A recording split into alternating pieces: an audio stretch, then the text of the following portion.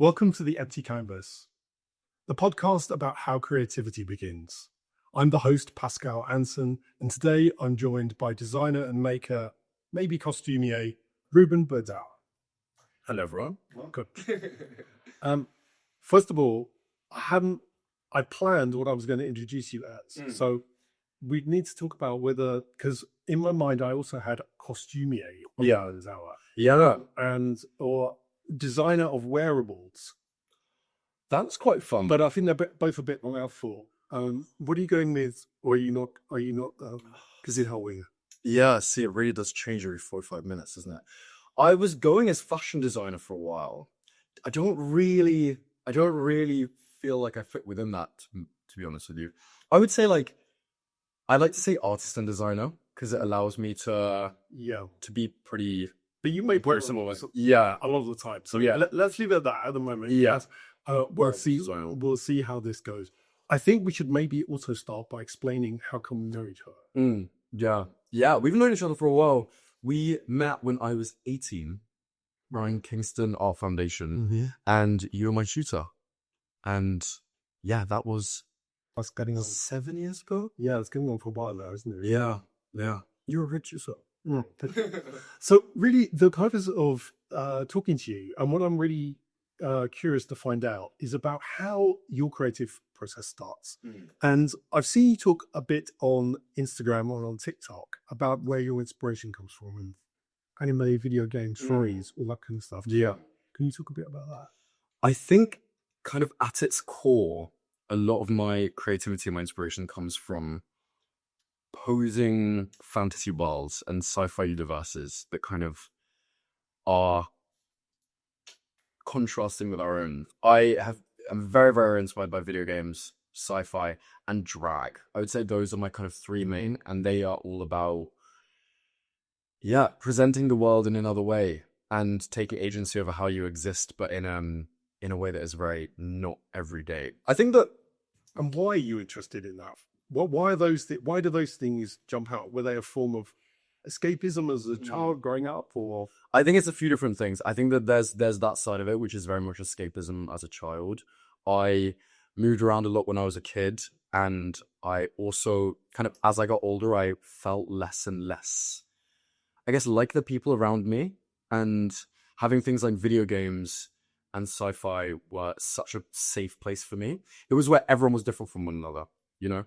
I didn't really see a lot of representation of people like me, like brown kids and queer people and stuff like that. So I always loved the monster-y characters. Like on the Mario Kart selection screen, I was always Yoshi, or I was always Bowser, or Bowser Jr., or something like that. I was always the non-human ones, always the different ones. And Interesting. And I think that they were very constant for me, and they offered me a lot of safety. And then when I discovered things like drag and drag race, that were people who were turning themselves into the images of their imaginations, in order to match what was going on the inside and the outside. So, do you think if you're a kid that's moving around a lot, as you said, and you've got this constant world that doesn't change because it's either in your console or on your screen, that's somewhere that's your physical environment is changing, but your digital environment has got a place of safety and familiarity with characters. Yeah, for sure. I was always someone who loved handheld games, and I didn't really deep it a lot until recently, but it was kind of, I could always have that thing that was mine with me wherever I went. No matter where I was, I can open this up, and this was my safe space, you know? So that's so interesting. How does it go from being something that is just something that you like doing, or a hobby, or how does that then turn into sort of creative inspiration? I think that in the terms of inspiration, I think that sci-fi and video games is very, very exciting because it, I guess it poses the question of what life can look like, both physically and anything's possible. So there's no gravity. There's no exactly. There's no kind of physical properties. There's no conventions to be with it. Each world is different, and therefore anything can exist within that world. Yeah, I think that in going out and about in real life, there are ways of existing. There are ways of looking normal, and there are ways of fitting in, but there isn't a way of fitting in. So, Bob, did you ever want to be a video game designer? Yes, absolutely. And I think that it's something that I really do see for myself in my future at some point. I would love to design costumes for video game characters and design video game characters. I think that'd be really, really fun. I don't think it's where I'm at yet, but I think it would be something I'd love to kind of work on. For a long time, I was much more interested in the physical side of it, so the actual consoles. And that's when, I studied product design, and I think that was kind of an inspiration leading into that kind of thing. I guess they were the portals into the worlds, and the video games themselves are the worlds. But at the same time, the way that I design clothes and costumes and characters, that is in my mind like I'm designing a video game character or designing a video game. There's something I wanted to ask you about, because everything you said so far makes a lot of sense about escaping to worlds and fancy situations where everything is possible and there are no conventions. But then I like just what you said then about the real world. And I love how you take that inspiration and then you translate that onto, like regular people that are slightly less regular and a different, but of like interesting or fancy or can you talk about to me a bit more about this idea of translating that onto those characters onto people and what that does? Yeah, absolutely. When I design looks and clothes and things like that, I don't redesign individual pieces. I design it all as one. So I think about makeup with it. I think shoes it would wear, accessories, the silhouette. Ideally, the kind of space it would exist within, whether it's like a shoe or just what I'm thinking about in my mind. And I think that the experience of wearing something, presenting yourself in a way that is in direct contrast with the way that one should express themselves in society, it's a crazy feeling and it's really, really exciting. It's not for everyone, and I like in a everyday sense, I really understand that. But when I, for example, put on a look and I do full makeup, because when I do makeup, I'll often paint myself different colors. Walking around, it's such a funny way that people perceive you because they don't really know how to react. Like, you are technically allowed to do that, but it's very much like you can do anything. Yeah, there's no rule book. But what you're doing, you're not sort of taking a character like Darth Maul or Bowser and then just recreating that as kind of cosplay. That's the starting point. That's the inspiration. How do you then deal with that visual and like massive visual information and energy and character and history and scale and digital format versus real world? How do you then do the next bit? I think that I look for what I find really interesting within it. And I guess I combine it with the other things that I'm interested in. I'm queer, and I have a lot of my inspirations are people who present themselves in very, very different ways. And that kind of form of authentic self-expression is really, really interesting to me. The way that your life experiences formulate how you live in the world and how you present yourself in the world. I, for example, think, like with Darth Maul, he's one of my favorite from Star Wars, and he has these amazing body tattoos. And I'm not going to directly recreate him, but I think that he has a lot of things about him that are very, very interesting. The way that they sculpt his body, the way that the colors contrast with each other, and I can use elements of that and combine it with things that make me feel confident or that I think are cool and fun, like different silhouettes I can play with wearing clothes, or how I can make things look flattering to me. I think that with this kind of thing, it's really, really important to follow excitement and follow what makes you happy. I started doing makeup and fashion and all this kind of thing in the way that it exists now during lockdown. And that was at a time when I was in second year at uni, and I'd gone from having tutors and all of the other students' voices very, very prevalent around me to it was me by myself making things in my bedroom. And where I still became a home was mine. But how did you get to that point? Because I think a lot of people find themselves in creative isolation or just in isolation, and then they don't have any voice in there.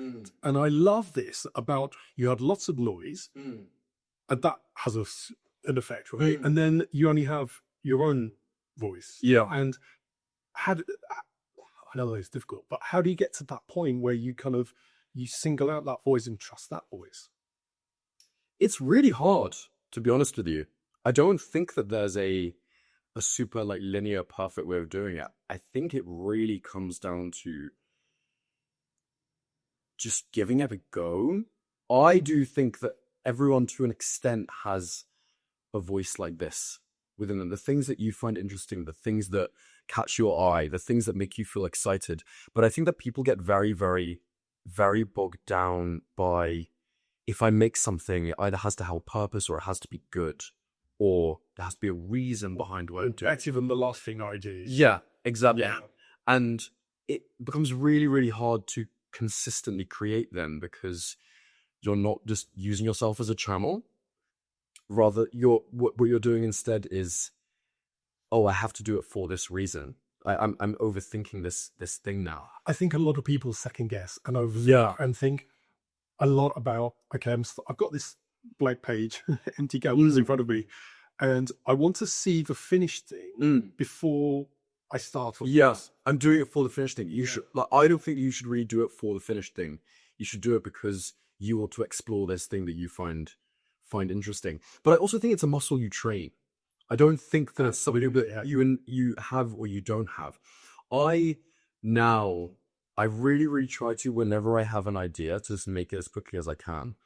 I make a lot of TikToks as well. Some of my social media content is fab and it does very well. Some of it is not good at all. But I'm fine with that. I think it's important to sometimes have eras where you're like, this is just about me getting back into actually creating.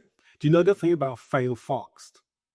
So like you try to fail as quickly as possible. So like you get past the point of failure really soon. Yeah. So that you start something, it's terrible, but then you do it again and it's not as terrible as it was the last time. So I think like fail quicker is often, it's not something I think about a lot, but I think it is really good. It just means that you're not worrying about a failure. Yeah. And you just kind of, I like that a lot. get past that. Because it also kind of, what I valued about you being able to use social media to show my work with is almost the exposure therapy.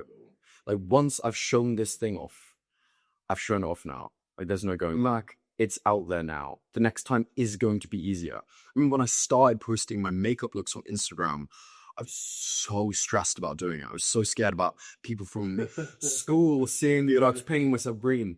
And now I don't think about it at all. But then it was just about like the first time I did it. It was like, oh, okay, well, they've seen it now. I can do it again. But I think in the past we've talked about this a bit before, about doing stuff for approval as opposed to doing stuff authentically, and you not caring about what other people think. Yeah. I think once you can fail quickly, that's the first time. Or once you can like sit down and start and eliminate the voices, fail quickly, and then not care about what anyone else thinks of what you're doing. Yeah. That's such a like position of strength. I completely agree. I completely agree. And I think that everyone can stand to benefit from it. I think about it a lot in terms of having to come out, and it's something that straight people don't have to do, but gay or queer people do have to do. That in a lot of ways, I'm very grateful that I'm gay and I had to come out, because it made me have to spend some time looking inward and being like, okay, there's this thing about me that, like, just me existing goes against what I should be doing. That's just the reality of the situation. I now have to... That even sounds weird coming out of your mouth now. Yeah. Like, just hearing you say that just doesn't seem like something you would say there. Yeah, completely true. But at the same time... It's something you need to go through the process. When you first are coming out, you feel like you're completely wrong. At least I did. You know? And now it's something I'm so used to. But at the same time, I think that there's the other side to that, which is, I think for a long time, I also overcompensated. I was like, well, I'm gay, so I need to be extra good at these things, or I need to feel extra much in these ways. Well, what about when wrong is the most right it can ever be? Because I feel like now sometimes I strive for that. I kind of think, okay, I know what's right. I now want to do something wrong, because then that's where that for me, that's the start of something creative. About all these other people, they're doing that thing, which is right, and then I'm going to do this thing, which has the wrong. So I think there's another thing about, like, what I'm hearing is there's a voice, or we can all have voices in our heads about, like, that's good, that's bad, that's right, that's wrong. Yeah. Oh, I don't want to do things that are right all the time. Yeah. I want to do, like, lots of wrong things. Yeah.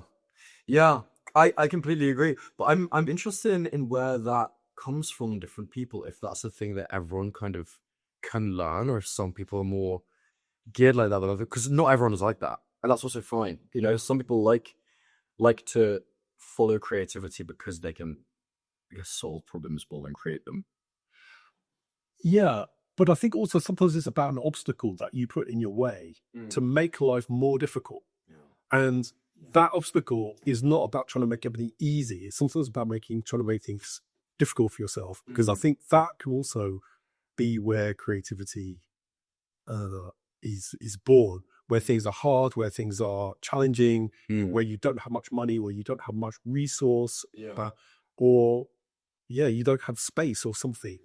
I think that's a good bit of the conversation, I think, for that. You know, I don't plan talking about that, but I think it's a good thing to talk about and think about for us all as we go forward.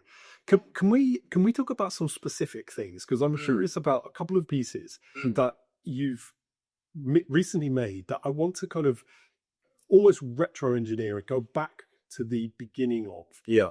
The first piece that I saw that really caught my eye with the fingernails with fire. Yeah.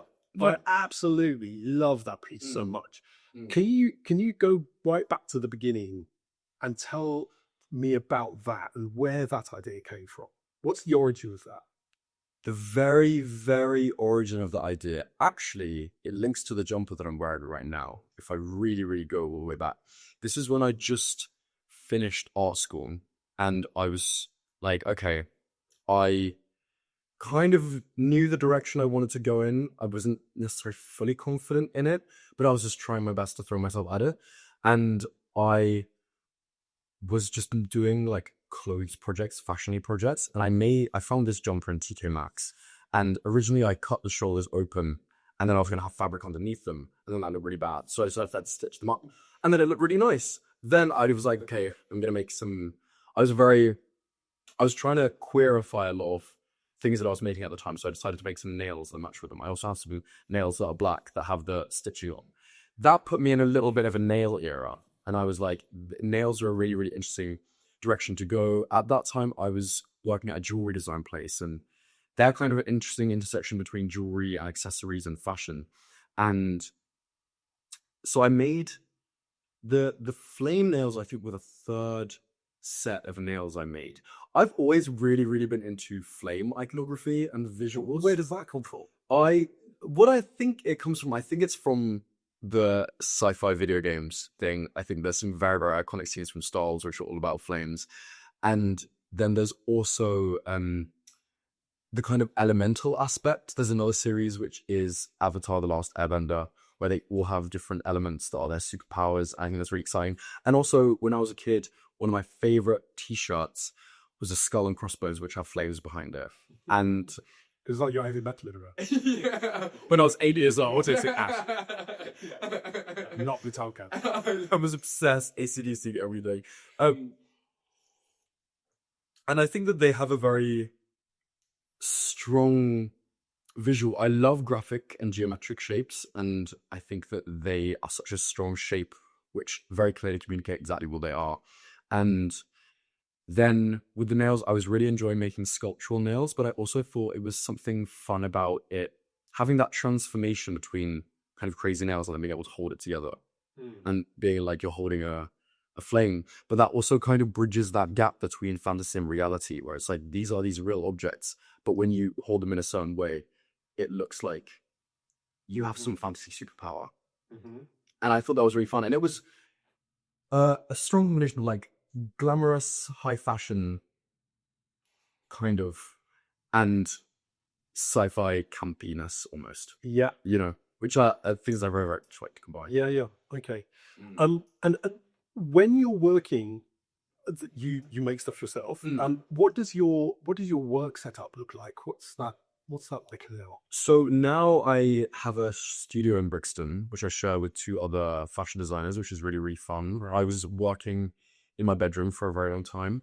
And interestingly, I'm having a lot of thoughts about this at the moment because I, in a lot of ways, really miss working in my bedroom, which did not think I was going to feel at all when I moved into a studio space. The work that I do has been born out of essentially me exploring my interests in quite a solitary way. And now that I'm in this shared space where there's other people looking at me and I can't completely do things in my own way because I don't have access to absolutely everything. It's The toaster. the toaster,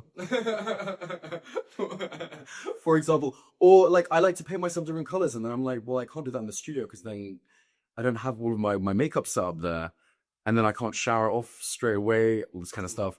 And That's interesting. So you presumably you were working in your bedroom, literally work on the kitchen table or dining room table or something, and then you thought, right, I need to branch out a little bit because I think a lot of people think that's not professional space to work. yeah, So you then do that, and that's very interesting. That you feel that it's not at the moment. I mean, you might get used to it, but yeah, not quite the right space for you at the moment. I think it is a thing of getting used to it. Growing into it. Yeah, but I also think that it's a thing of continuously figuring out exactly what I want the function of the space to be. I still really, really enjoy making content. That's a big part of what I do. And it's harder to do that in the studio space. I keep on finding myself having to go home to do certain things. And that's kind of hard, having that separation between workspaces.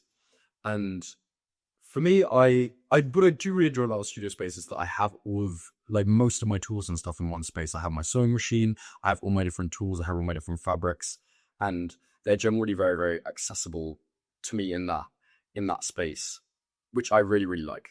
When you're working on, I'm getting a little bit of a picture of the studio. I'm trying to imagine how you work on something that's an idea that starts. Do you go straight into making stuff three-dimensionally? Do you work with sketches? Do you work on a small model? How does that? What does your desk look like when you're working on an idea? So my desk is quite versatile, the space that I built for myself. I have quite a big desk, which is on trestles, but the desk can be taken off of the trestles, just to be put to the side, and the trestles can be pushed aside, so I can have a big open space depending on what I'm working on.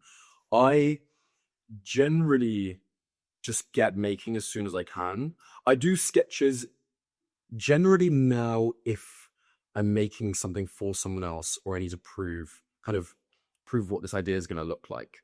Then I'll often sketch it out first. But now, if I'm making something for me, I try to just get making as soon as possible. I kind of have a bit of a mindset, which is I just want to make this now. If it's not perfect, it's fine. I'll improve on it in the next thing that I make. So often when I make clothes and stuff, I just start by drawing out the patterns straight onto pieces of fabric, cutting them out, often cutting them out a bit bigger, and then I can always take them in. And that's, kind of the process that I go on. And similar with makeup, I just have an idea. I'm like, I'm just gonna start this now and see where it takes me. I'm also very aware, because I really like making things, I'm very aware that what the idea looks like in my mind is not going to be the same as what it's going to end up as. Like that's where things meet for it as separately as possible is really important. I remember going through something a bit like that, where I was at the Royal College doing my MA in design products, and I sketched a birdhouse. Then I did another sketch. Then I made a model of it. Then I made a plastic version. Oh no, then I did a rendering, 3D rendering. Then I made a plastic version of it. Then a technical drawing that sent off actually to a company who made a prototype. And the end prototype looked exactly like the first sketch. I just remember thinking, that's boring now. Because I now know what I'm doing. And this thing, so I was constantly trying to not put obstacles in my way, but I was not interested in the end thing being exactly like the first thing anymore. Yeah. I really, really agree with that. That often if a project looks exactly as you envisioned it, it's not actually going to end up looking that interesting. You're going to see and be like, oh, I didn't just let let that flow as I was doing it. Can I ask you something else about the studio? So presumably, if you now have a client or a customer or somebody that you want to work with, inviting them into a studio must feel a bit more professional. It does. It Or does. sacred feeling. Yeah, it definitely does. That feels good about it, because it was always a bit like inviting people to my house. Like, I made a gown for Tia Coffee. That's really so amazing. To talk about drag queen, and then I invited her into my family home, and it was a bit like, it was fun, because I think what's cool about it is that I love working with people that it's kind of making a personal relationship as well as a work relationship. Especially because a lot of my work is very much for queer people and making individual things for people. I really like to have that relationship with people. But like doing fitting in my bedroom is a bit like, that I'm not too keen on, really. Can we talk about the dress for the girl, the incredible outfit that you Absolutely. for Tia Coffee? Yeah. Can you tell me about how that idea was born? So that project is one of my favorites that I've done recently, and in large part it's due to what that process was like. It was a very quick turnover rate. It was like everything was done from the suggestion of it to it being finished in a week. Great. And so I went to see Lady Gaga in September, and Tia Coffee was also there, and we were chatting, and she was like, "Oh, I like the things you've been making," and I was very much like, "I'll make you something if you want." She was like, "Oh, I actually have an idea for something," because she wanted to wear a St. George's flag gown. That was something that she wanted to do. We need to explain that this is amongst a context in late summer 2025 where St. George's Cross flags were being put up all over the country and being kind of the suggestion was something slightly menacing. Yeah, they were being used by the far right, I guess, to from my perspective, they were being used to kind of used as a symbol of Britain being just for British people and not being for immigrants or not being for people of color. And they became quite a scary sight. You saw them a lot around that time, and I always felt a bit unsafe when I saw them, because being someone who a flag is super powerful. Yeah, and being a person of color whose mum is an immigrant, who's queer, that was always very, very weird to see, because I do feel British. I am British, but also I'm not just that, But also, I think you could be British and see what that's doing. So the subtle messaging that's giving people who maybe don't feel so British or don't feel welcome, and how much that reinforces something really sinister and menacing. Completely, especially when the UK is a country that's built on immigration. We would not be where we are without welcoming people from other countries into the country. So what did you do? So her original idea was she just wanted a dress which had the flag on it. With the time frame, I initially said, "Oh, I don't know if I can do it in a week." And then we were like, "Okay, well, maybe we'll just buy like a cheap white dress and paint it on." But then as soon as I started designing it, I very much was like, "No, if I'm going to do this, I really want to do this, And I had another commission I was working on at the time, and I scored some person I was being commissioned for, and luckily that one was due in like a month or two afterwards. So I was like, "Hey, a week at a time. we just need to push this one back a tiny bit." And originally I was just going to make a simple white gown, and the kind of idea of it was that it was going to have a shoulder strap that was one of the lines of St. George's Cross, and then there was another across the shoulder strap, which was the other one, and it was going to kind of be slightly diagonally on the body. Then, as I was making it, so this is the thing, I didn't look it up before, I just bought the fabric and started sewing it straight away. There was I was like, okay, a train would be really, really fun. And then when I laid the train out, because the angle of the dress was slightly at an angle, because it had a side slit, it meant that a lot of the fabric was going off to one side. And I just thought, okay, this is a really perfect opportunity to actually have the shape of a flag here, because that's the shape that it started making. So the train of the gown is a flag in and of itself. Admittedly, it's a bit difficult to walk in and keep the shape of that flag, but when it's all laid out, it looks really, really fantastic. And but also, I mean, there's something quite fun about it being all crumpled and creased with the movement. And that's really what I was trying to do as well when I spray painted the shape of it on. Because I really like spray painting with the super geometric shapes, because it kind of has that softness and like, yeah. It looks like it's been made, Mhm. you know? And I think that this was a piece that was made as a collaboration between two queer POC British people. And I wanted it to look like it'd been made, you know? Mhm. And especially with the sprays of red, they could connote different things, but I liked that it was slightly like a blood splatter. At the same time as looking like something that had been made and graffitied. Can I ask you something about that piece? Mm. In this process of idea, then sort of translating it into something wearable, into something that's got these incredible details on, was there a moment in that where you had doubts, or I suppose another way of asking that question is, were you immediately like, yes, that's the right idea? No, absolutely not. I had doubts. Oh, I had doubts. Actually, originally, we designed it with a pass that said vote green on it. And it was going to say vote in red and then green in green. And I made it. And then we decided at the last minute not to include it because it felt a bit like an apology for the dress. I think that we were very like, we don't want it to seem like we're promoting the far right. So we need to have this thing that proves that we're actually on the side of the good guys. But yeah, it felt like we weren't fully confident in the idea if we were to include that. And it also made it seem a bit, the way that the design looked a bit campy almost, and I think that it took away the kind of seriousness and some of the elegance of this dress when there was this like big pass that said, yeah, vote green in it. You know, it's so interesting to hear that, because the moment I saw that image, Mm. all of everything kind of like slotted into place. Yeah. Timing, Mm. the fact that Tia Coffee was wearing it, Yeah.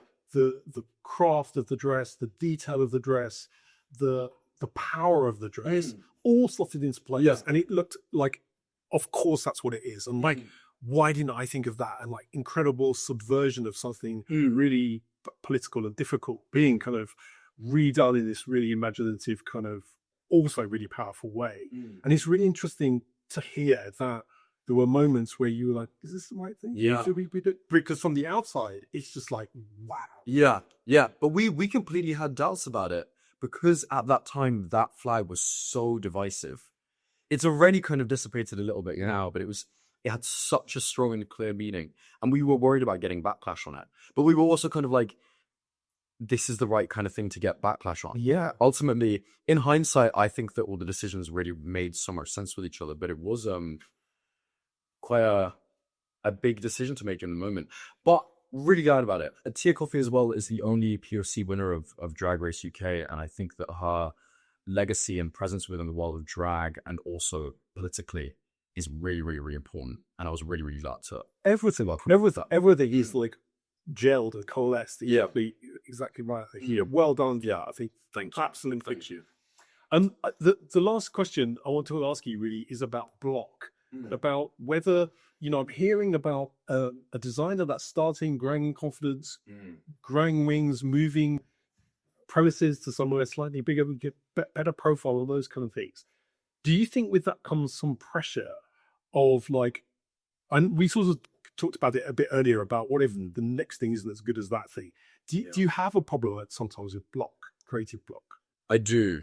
I can put a lot of pressure on myself. Yeah. For sure. And I think I can often get quite roped in or maybe lose sight of why specifically I'm doing things, what made me interested or intrigued by this in the beginning. I've had a really, really exciting last year, and I've been on a TV show and I've gotten a lot more exposure than I've ever really had before. But I think with that has come a lot of attention on things that I didn't necessarily expect to get lots of attention on them. For example, I've been praised very heavily for a lot of my fashion this year, and I've loved that. It's especially funny because I've had such a kind of complicated relationship with fashion throughout my life, where I had a point where I wore black jeans and a white t-shirt every day for years because I was so scared to stand out. And now I'm being praised as a very like fashionable person. But I think that, for example, made me focus very, very, very hard on things being purely fashion. Whereas I kind of forgot a little bit about, but why did I get into making and designing looks in the first place? I got quite burnt out a few months ago, after just working very, very, very, very hard all summer, and I took a bit of time off. And honestly, what I did in that time was I played loads of video games. I really did. Back to the source. Back to the source. I played so many games, more games than I had done in years, and it has been wonderful. And I feel like I've come back into it, and I have loads of really, really fun ideas now. I think that a thing as well, that now that I've been doing what I've been doing for quite a while, I can see the peaks and troughs and how that kind of levels out into a bigger journey rather than getting caught up in each individual stage too much. And for example, I was gaining quite a lot of success on my TikTok videos, very consistent engagement. But the thing that comes with getting very consistent engagement is you put loads of pressure on yourself to stay within that. And even if then you get way less views on a few TikToks, it can really, it really, really affected me, because I was sort of, I've done so well here and now I'm not. And then over the last 2-3 weeks, I didn't post for a while, and then I've got back into it. And now I'm really I'm purposefully not trying to do really, really well right now. I'm just making whatever I want to make. And that's allowing me, it feels like it's allowing me to get back into my creativity more. I think to build up a kind of creative output in a consistent way in the long term, it can't be too dictated about each thing's individual success, because then it becomes quite exhausting. That's constantly what you're making your decisions based on. Mm-hmm. You have to find that balance of, this does have a purpose, but it has to be like a relief to make this thing, rather than it feel like a really, really tense thing to do. But that being said, in a way, it's almost making me sound like I have this stuff really, really figured out. It's a constant learning thing. It's a constant learning thing. Oh my God, yeah. And I feel really confident about it sometimes, and sometimes I'm also really, really what am I doing? What am I doing? What is the life I'm building for myself? I have no idea. Well, that's, I think, quite reassuring to hear, because I think not everybody, gets ever to a point where they got it figured out. So, I don't think, if it doesn't ever come where you think you really know what I'm doing, that's okay. Yeah. Just before we finish, I've got some this or that rapid fire for you. Okay. Are you ready? Yeah. Okay, so pencil or marker? Marker. I love a marker. Yeah. Very bold, very graphic, and you can't rub it out, which I like. That's good, yeah. Analog or digital? Ooh, analog, because actually I don't know if this, but old retro Nintendo consoles for me are the peak of technology as we know it, and old Game Boys, which I guess they're kind of digital, but yeah, that's my answer. Okay. Old Game Boys. Monochrome or colorful? Can I say duochrome? Yeah, that's fine. I like colors paired with black or paired with white. Yeah. Big sketches or little sketches? I like little sketches. Loose sheets or pages in a sketchbook? Loose sheets. Yeah. Keep mistakes or bin mistakes? Keep mistakes, but I guess be selective of the mistakes. No, keep them. That's the simple answer. Think then do, or do then do. Don't think. 100%. 100%. Creative chaos or calm order? Creative chaos. To be honest with you, I think that calm order comes from it, as a bigger picture, comes from a smaller picture of creative chaos. Background noise or silence? Background noise. I listen to so much Mario Kart music when I'm doing work. Finished or never finished? Never finished. And lastly, all-nighter or up early? All-nighter. Down. I can get between the time of 1 a.m. and 5 a.m. I can get more work done than I could ever do during the day. It's I don't love it for myself, but I'm just being authentic to myself. Okay, very good. Ruben, thank you so much. Thank you for having me. I do have one thing left. It's a small gift for you. Addison R. It was. See, the only thing about this is that I love red and I love green. Don't really love them together. because it gives like a stuffed olive or Christmas. But in this this kit, Yeah, I just had to work with what I had.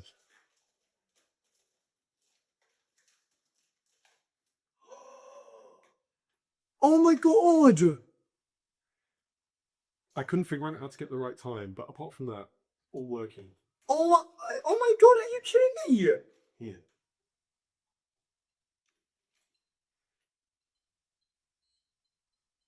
You're dead already. I'm dead already.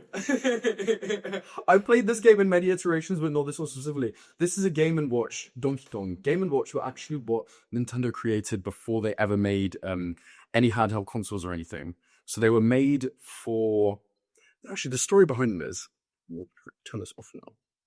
I think that's it. I think you have to die 3 times before you... Very primitive technology. We're down the thicket. So I said the first DS. So the person who created the original Game Boy saw a businessman playing at his calculator on the train back from being in work during rush hour in Tokyo, and he realized that there was a need for handheld games, and then he created the Game & Watch, which had both a watch function and a minigame within it to case towards those kinds of people. And that's where handheld gaming came from. Thank you to my guest, Ruben Bø Dower, in this episode of The Empty Canvas. Please like and subscribe, and maybe share this with somebody you think needs a bit of a nudge on their own creative journey. I'll see you in the next episode.